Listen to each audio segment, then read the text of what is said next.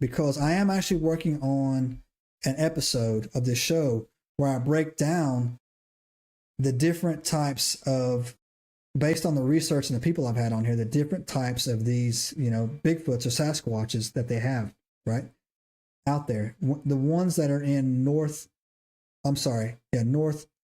part of the United States of America. I call them the Patties because they look like the Patterson Gimlin film ones. They have the longer forehead or whatever. Never once has there been a reported hostile encounter with a Patty type Bigfoot. Never once, right? These are the ones that are considered to be benevolent. They're also the ones that are most closely associated with the orbs, right? So as you start heading down into Oklahoma, especially LaFleur County, you run into the cannibal ones, right? The cannibalistic types, right? Several stories I've done on that. You start keep going south, and you get into Louisiana, you get the three-toed ones. These are the ones that are supposedly inbred. Very mean, very hostile. You get over down here to Florida, south of the Everglades, you have a different type of Bigfoot than you have north. I didn't know that until I got down here. I had a guest on that was telling me all about it, right? The swamp apes. The swamp apes are incredibly aggressive. They live in the Everglades. The Everglades is extremely hostile. They got bull sharks. They call the grass sawgrass because the grass will literally cut you up walking through it, right? It's impossible to walk through in the wet season. It's even almost harder in the dry because your foot goes in like 6 inches and it wraps around your ankle. Anacondas, gators, you name it, right? But the ones north of the Everglades heading up towards, I want to say I'm drawing a blank, not Tallahassee. Maybe it's Tallahassee. They're the benevolent kind. Again, you get associated with the orbs, right? Keep going north and you get up into the Tennessee area. The Appalachians, where I grew up, Upper East Tennessee, man, there's orbs activity everywhere, man. Like there's this place down in Tennessee. Again, a lot of it's Cherokee land. When you know how Tennessee's slanted, right? The northeastern part up there was the Cherokee reservations, but if you go south towards Georgia, where it connects with North Carolina and Tennessee, that was the Choctaw, right? So they had their whole little thing going on there. Tons of orbs.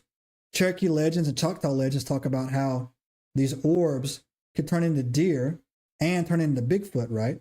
And then they would come and collect souls, right? But keep going north up into, Pennsylvania, West Virginia, Ohio. You get these grassmen, right? And from the grassmen, it seems to me that it's a 50-50 switch with these guys, right? How some of them are aggressive, some of them are not aggressive, right? So sometimes you have these encounters where these aggressive Bigfoots or these aggressive, things happen, especially, it is north of Kentucky. And Kentucky has the LBL down there, the land between the lakes. And I've done research on a full-on Bigfoot dogman war that supposedly took down there. Also, there's this, people sent me this story they want me to look into. It's on the to-do list. You guys probably already heard about it.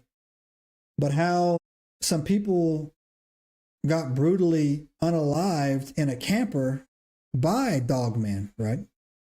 And a lot of other people too I've had on my show out of Oklahoma talk about how their Bigfoot out there keep their dogmen and other cryptids in check. They don't let them do bad things, right?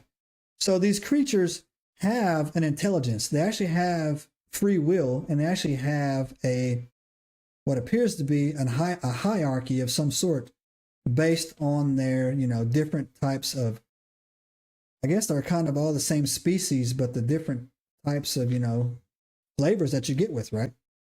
And some people have told me, and I haven't had a chance to do this, maybe you guys have a little bit more about it, talk about the ones that have fallen the farthest away from their true beings are the ones that can't shapeshift and go into orb form anymore. I know that's the woohoo, man, but look, all options are on the table right now. We're talking about these Bigfoots, right?